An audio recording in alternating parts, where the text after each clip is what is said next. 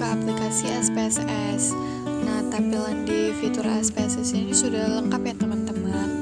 Yang pertama kita lakukan itu kita ke variable view untuk menuliskan nama dan lain-lainnya. Nah, nama yang pertama itu kita buat hasil dan nama yang kedua itu kita buat kelas.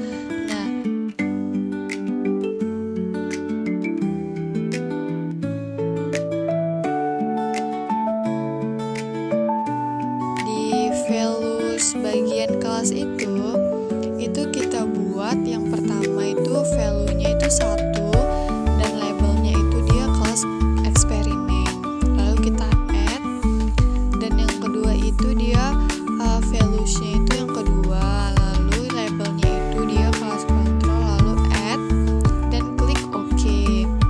Nah, tampilannya sudah seperti ini kan.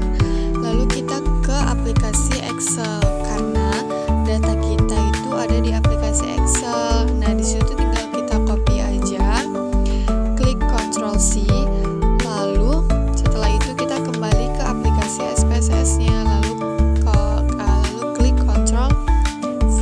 Nah, di situ sudah tertera data-data dan kelasnya masing-masing.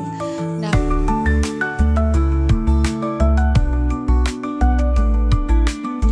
lalu kita ke analyze untuk cek data ini normal atau tidak, lalu klik analyze, terus descriptive statistik dan klik explore. Nah, di situ kan tampilannya ada dependent list, factor list dan lain-lainnya. Nah, hasil itu kita klik ke dependent list, lalu kelas itu kita klik ke factor list, lalu kita klik plot untuk menormalkan data itu. Nah, jadi yang normality plus witness itu kita klik, lalu continue, lalu klik OK. Nah, di situ sudah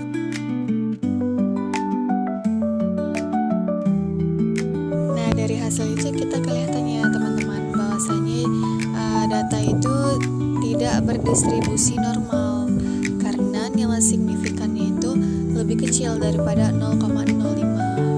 Nah, setelah itu kita kembali lagi ke analyze untuk melihat apakah data ini homogen atau tidak. Nah, klik analyze, lalu ke compare means, lalu ke one way ANOVA.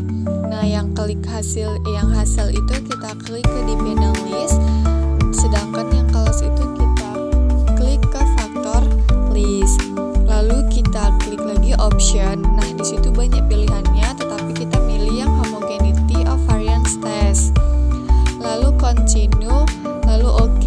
Nah, di situ kelihatan hasilnya teman-teman, bisa kita lihat sama-sama. Lalu kita kembali lagi ke analyze untuk menguji independent sample t-test atau uji T. Lalu kita ke analyze lagi, analyze, compare means, lalu pilih yang independent sample t-test. Nah, yang hasil itu kita klik ke test variable dan kelas itu ke grouping variable. Lalu kita klik define group. Yang grup 1 itu berarti kita buat 1, yang grup 2 itu berarti kita buat 2, lalu klik OK. Nah, di situ hasilnya muncul ya teman-teman. Nah,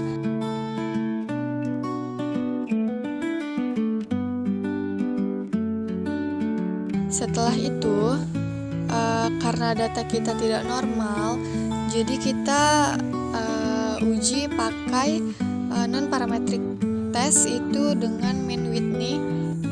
Lalu kita balik lagi ke analyze, lalu cari yang non-parametric test. Setelah itu ke legacy dialogs, lalu kita ke two independent samples. Nah, setelah itu yang hasil itu kita ke tes variable list, sedangkan yang close itu